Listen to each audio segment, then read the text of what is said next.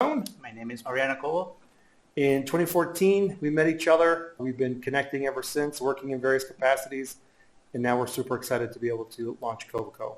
One of the things that we found we wanted to put together was this idea of a ledger sync, of using the Graph API. There's lots of information that Microsoft Azure environments will collect, but it can be challenging for admins to be able to collect to that, particularly when it's one time. They always have to go back and remember, how did I do that? So what if we made that data available in a SQL Server database with some reporting, more accessible, to be able to answer some of those compliance questions? That's the main reason for building. Yeah, we know that there are lots of environments that require more evidence-based collection of information. And so putting something together that will be useful to them, so it's not such a burden to the IT environment, and be also being able to show some more history rather than one time. Yeah, and of course, that information wasn't tampered.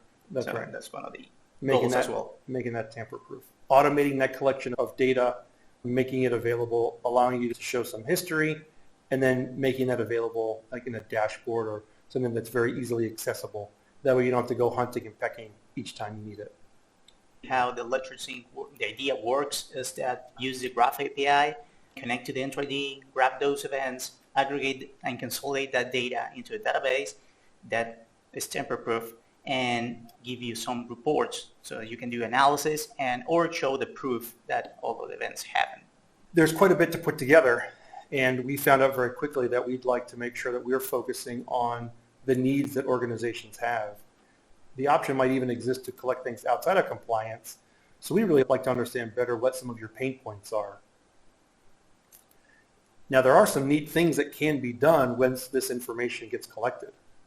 We can add some future features into the product in the coming year or something like AI or integrating with different APIs or different systems that you may have. Automating that with Teams, right? Some of these other agents, or even leveraging some of the other admin responsibilities like licensing we've talked about. One of the things that we found that we can do right now is to help organizations with, for example, in high trust environments, collect information about changes to their database account structure or logging table whatever changes. sysadmin's activities happens on the instance or any permission change, that kind of activities that the regulations requires. Yeah, changes to tables, stored procedures, and giving you the ability to tie back to your change control process should you want.